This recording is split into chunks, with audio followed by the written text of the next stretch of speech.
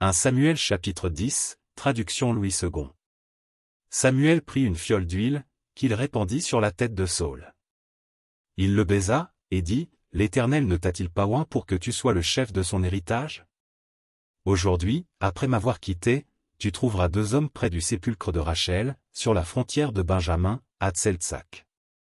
Ils te diront, les ânesses que tu es allé chercher sont retrouvées, et voici, ton père ne pense plus aux ânesses, mais il est en peine de vous, et dit, que dois-je faire au sujet de mon fils? De là tu iras plus loin, et tu arriveras au chêne de Tabor, où tu seras rencontré par 3 hommes montant vers Dieu à Bethel, et portant l'un 3 chevreaux, l'autre 3 gâteaux de pain, et l'autre une outre de vin. Ils te demanderont comment tu te portes, et ils te donneront 2 pains, que tu recevras de leurs mains. Après cela, tu arriveras à Gibéa Elohim, où se trouve une garnison de Philistins. En entrant dans la ville, tu rencontreras une troupe de prophètes descendant du haut lieu, précédés du luth, du tambourin, de la flûte et de la harpe, et prophétisant eux-mêmes. L'Esprit de l'Éternel te saisira, tu prophétiseras avec eux, et tu seras changé en un autre homme. Lorsque ces signes auront eu pour toi leur accomplissement, fais ce que tu trouveras à faire, car Dieu est avec toi. Puis tu descendras avant moi à Gigal, et voici, je descendrai vers toi, pour offrir des holocaustes et des sacrifices d'action de grâce. Tu attendras 7 jours, jusqu'à ce que j'arrive auprès de toi et que je te dise ce que tu dois faire. Dès que Saül eut tourné le dos pour se séparer de Samuel, Dieu lui donna un autre cœur, et tous ces signes s'accomplirent le même jour. Lorsqu'ils arrivèrent à Gibéa, voici, une troupe de prophètes vint à sa rencontre. L'Esprit de Dieu le saisit, et il prophétisa au milieu d'eux. Tous ceux qui l'avaient connu auparavant virent qu'il prophétisait avec les prophètes, et l'on se disait l'un à l'autre dans le peuple, « Qu'est-il arrivé au fils de Kis?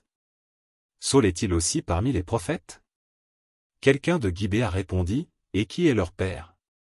De là le proverbe, « Saül est-il aussi parmi les prophètes ?» Lorsqu'il eut fini de prophétiser, il se rendit au haut lieu. L'oncle de Saül dit à Saül et à son serviteur, « Où êtes-vous allés » Saül répondit, « Cherchez les ânesses, mais nous ne les avons pas aperçues, et nous sommes allés vers Samuel. » L'oncle de Saül reprit, « Raconte-moi donc ce que vous a dit Samuel. » Et Saül répondit à son oncle, « Il nous a assuré que les ânesses étaient retrouvées. » Et il ne lui dit rien de la royauté dont avait parlé Samuel. Samuel convoqua le peuple devant l'Éternel à Mitzpa. Et il dit aux enfants d'Israël, « Ainsi parle l'Éternel, le Dieu d'Israël, j'ai fait monter d'Égypte Israël, et je vous ai délivré de la main des Égyptiens et de la main de tous les royaumes qui vous opprimaient. Et aujourd'hui, vous rejetez votre Dieu, qui vous a délivré de tous vos maux et de toutes vos souffrances, et vous lui dites, établis un roi sur nous. Présentez-vous maintenant devant l'Éternel, selon vos tribus et selon vos milliers. » Samuel fit approcher toutes les tribus d'Israël, et la tribu de Benjamin fut désignée. Il fit approcher la tribu de Benjamin par famille, et la famille de Matri fut désignée.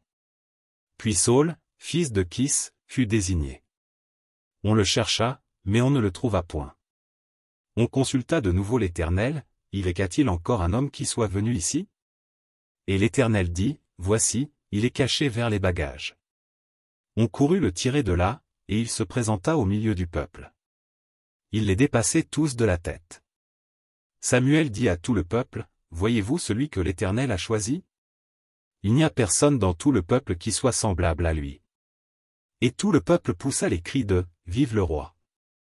Samuel fit alors connaître au peuple le droit de la royauté, et il l'écrivit dans un livre, qu'il déposa devant l'Éternel. Puis il renvoya tout le peuple, chacun chez soi. Saül aussi s'en alla dans sa maison à Gibéa.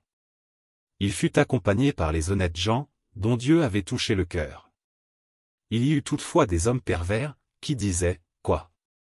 C'est celui-ci qui nous sauvera. » Et ils le méprisèrent, et ne lui apportèrent aucun présent. Mais Saül n'y prit point garde.